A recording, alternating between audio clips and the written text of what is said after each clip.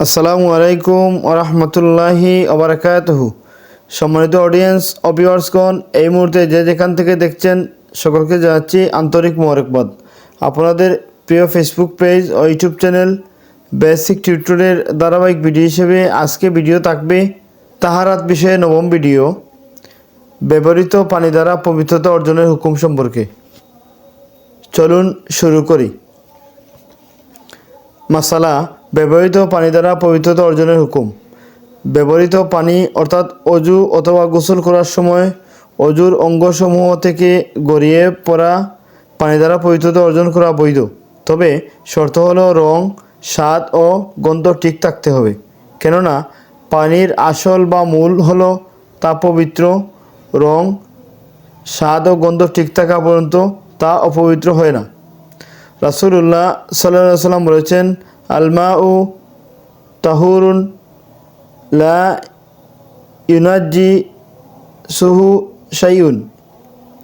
পানি পবিত্র, কোনো জিনিসই তাকে অপবিত্র করতে পারে না। এছাড়া অন্য হাদিসে এসেছে, ক্বালা উরওয়াতু আনিল মিসওয়ারি ইউসাদ্দিকু কুল্লু ওয়াহিদিন মিনহুমা তাওয়াদ্দা আন-নাবিয়্যু সাল্লাল্লাহু আলাইহি সাল্লাম কাদু ইয়াকতাতিলুনা আলা উদুইহি।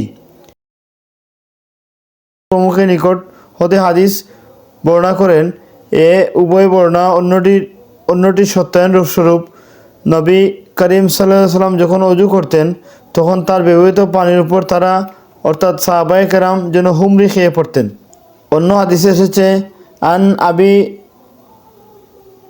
জুহাইফাতা ক্বালা রাআইতু রাসূলুল্লাহি সাল্লাল্লাহু আলাইহি সাল্লাম ফি কুব্বাতিন হামরাআ মিন আদামিন রাআইতু বিলালান আখাযা উদু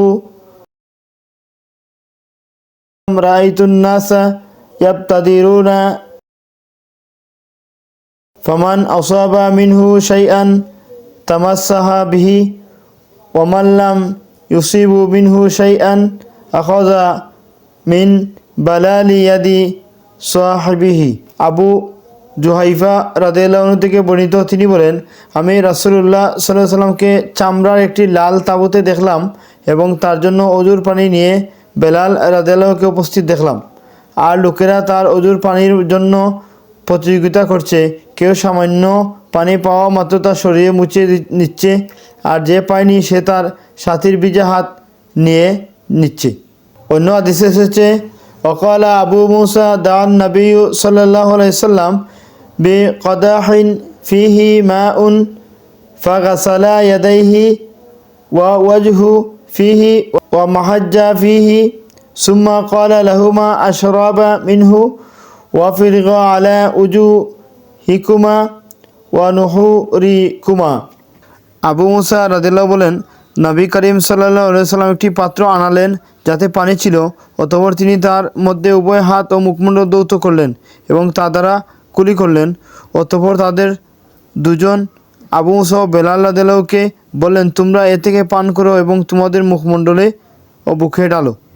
অতঃপর যদি ব্যবহারিক পানি পবিত্র না হতো তাহলে রাসূলুল্লাহ সাল্লাল্লাহু আলাইহি সাল্লাম এমন নির্দেশ দিতেন না এবং সাহাবায়ে কেরাম এমন কাজ করতেন না। এছাড়া রাসূলুল্লাহ সাল্লাল্লাহু আলাইহি সাল্লাম ও তার সাহাবীগণ তাদের স্ত্রীদের সাথে একই পাত্রে হতে অজু করতেন। যেমন হাদিসে এসেছে, আন আব্দুল্লাহ ইবনে ওমর আন্নাহু ক্বালা কানা রাজুলু ওয়ান নাসাউ ইয়াতাওয়াদ্দাউনা ফি জামানি সাল্লাল্লাহু আলাইহি সাল্লামা জামিয়া। আব্দুল্লাহ ইবনে উমর রাদিয়াল্লাহু থেকে বর্ণিত, তিনি বলেন, আল্লাহ রাসূল সাল্লাল্লাহু আলাইহি সাল্লাম এর সময়ে পুরুষ ও মহিলা একত্রে এক পাত্রতে অজু করতেন। সম্মানিত অডিয়েন্স ও ভিউয়ার্সগণ, আজকের ভিডিও থেকে আমরা জানলাম তা হচ্ছে ব্যবহৃত পানি দ্বারা পবিত্রতা অর্জনের হুকুম। পানির মূলত গুণাগুণ হচ্ছে তিনটি: রং, স্বাদ, গন্ধ। এগুলোর কোনো একটি নষ্ট হয়ে গেলে তা দ্বারা পবিত্রতা অর্জন করা সঠিক হয় না। এজন্য হাদিসের মধ্যে এসেছে, পবিত্রতা আত্মহুর ও শাত্রুল ইমান, অর্থাৎ পবিত্রতা ইমানের অঙ্গ। ইমানের 77টি শাখা রয়েছে। তার মধ্যে অন্যতম শাখা হচ্ছে পাক পবিত্র থাকা, অর্থাৎ মুসলিম হিসাবে প্রতি মুহূর্তে পাক পবিত্র থাকা। আজকের ভিডিও থেকে আমরা যা জানলাম, আল্লাহ রব্বুল আলামিন আমাদেরকে জানা এবং আরও বিশেষ করে মানার তৌফিক দান করুন। আমিন ইয়া রাব্বাল আলামিন। আসসালামু আলাইকুম ওয়া রাহমাতুল্লাহি ওয়া বারাকাতুহু।